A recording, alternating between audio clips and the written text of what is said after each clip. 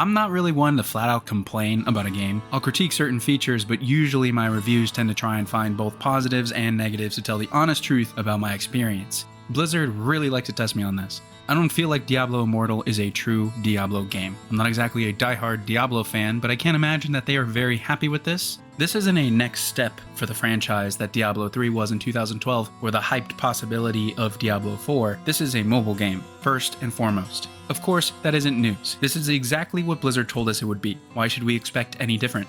Well, it's because Diablo Mobile isn't the problem.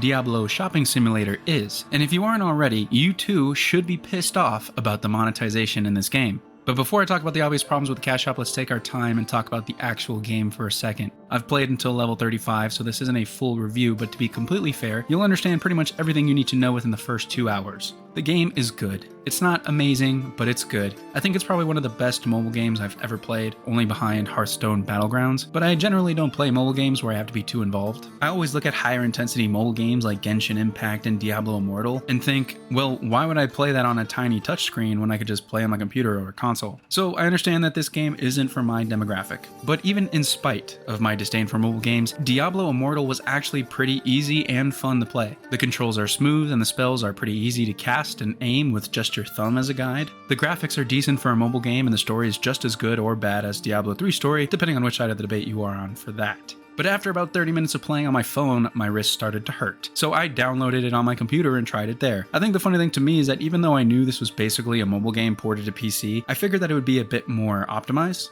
Like, the UI is obviously made for a mobile game, and there are no mouse over tooltips. You have to click on everything to get any details for items. I think the worst one for me was that every so often I'd be in a battle, and I would press my 3 and 4 keys at the same time accidentally, and my entire spellcast and keybinds would lock on me, so I'd have no way to continue the battle. Originally, I didn't know what I was doing wrong, so I'd just furiously click around 100 times hoping that it would fix itself. But again, I try to find positives and negatives, right? So I thought, you know what? There may be bugs, there may be issues, but it's basically got the same exact gameplay as Diablo 3, so fine. It's pretty fun. But I think that's the biggest issue I have with the game. The game itself is fun, but the cash shop takes so much away from it that you end up with a terrible taste in your mouth after playing for too long and not paying for something. You can almost feel the weight of the cash shop bearing down on you. To give a very basic overview of the monetization in Diablo Immortal, I'll give you a small checklist of things that free-to-play mobile games are infamous for. Let's start. Seasonal Battle Pass with a paid option to get much better rewards? Check. Daily login rewards that give you a small taste of the items you can buy in the cash shop?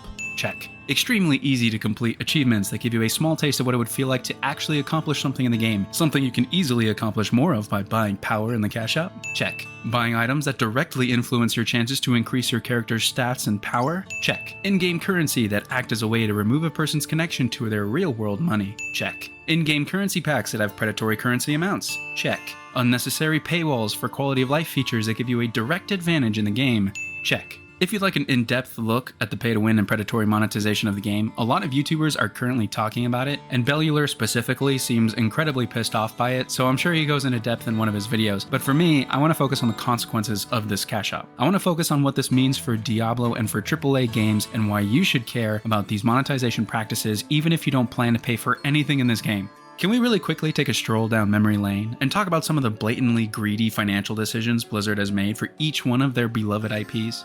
Overwatch has loot boxes. Overwatch 2 will most likely have loot boxes. Just because it's not pay to win doesn't mean loot boxes aren't predatory.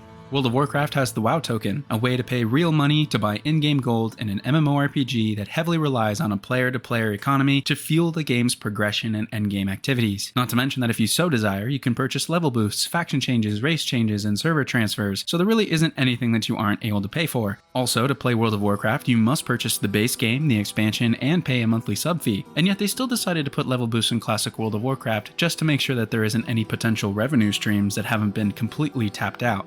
Hearthstone is notoriously pay to win beyond all doubt, and Heroes of the Storm may not be monetized. I really don't know because I never had the desire to play it and no one really talks about it. Blizzard tried to reforge Warcraft 3 but instead reforged a shitty product, and StarCraft 2 is free to play with no signs of any StarCraft 3 in the future, which is actually fine. Please don't touch that, Blizzard. We like our StarCraft 2 for free, and we really don't need a StarCraft 2 reforged.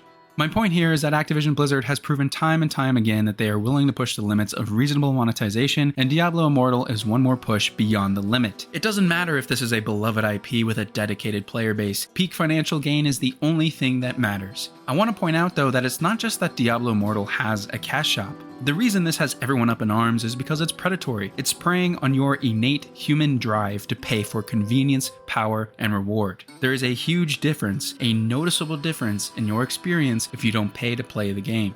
But Jack, every mobile game does this. Every mobile game preys on little kids who have their hands deep in their parents' wallets. Why should Blizzard be forced to make a mobile game any differently? Well, they shouldn't be forced to, but they should want to. And you should be pissed that they didn't make this game any different. Diablo is not a mobile game franchise. When you think of Diablo, you think of a PC ARPG. Someone who hasn't even touched Diablo before could tell you what the game is just from its fame. So when the creators of Diablo say to their fans that they're going to focus all their resources on making a Diablo mobile game, that this is their attempt to bring AAA gaming to the mobile audience, you should expect that it's going to be worthy of the Diablo name. If this was a random spin-off or something, or just a small side game that you can play while on the toilet or waiting in line at the DMV, sure, you don't have to have high expectations. But that's not what Diablo Immortal is. Diablo Immortal is Diablo 3 on mobile. It has the same gameplay, the same graphics basically, most of the same classes, and the same character progression. The only big difference is the story, the items, and maybe the spells. So instead of thinking that Blizz should have a pass at making a predatory mobile game, I think Blizzard should be ashamed that they're trying to release Diablo 3.5 and yet still expecting it to be okay to put a $100 currency pack in a predatory cash shop. But Jack, you can just not buy those things. You can play the game without buying anything. It's technically free to play. No, not even. I usually think that way for most free-to-play games, but not in this game. There's too much chance in this game to play for free and still expect to be anywhere near as competitive as someone who pays. But honestly, let's put that aside for a second. Maybe you just care about playing at your own pace, slaying demons with your family, and you don't care about any of the higher level gameplay. That's fine. You should still care.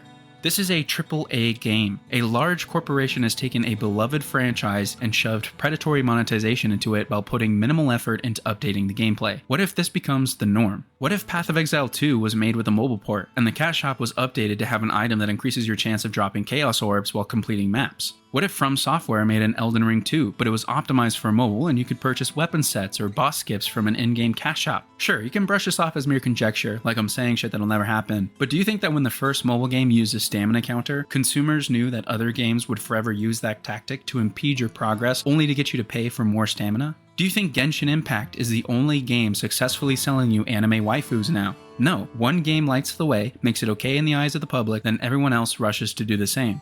If games like Diablo Immortal keep pushing the limits for what's an acceptable amount of monetization, we will continue to see predatory cash shops dominate gaming. We will continue to see popular names like Ni no Kuni turn into an NFT farming mobile game, or Lord of the Rings turn into a stupid base management game with predatory monetization. We'll continue to have unreasonably priced cash shop items and continue to have developers intentionally create problems within games and sell us the solution.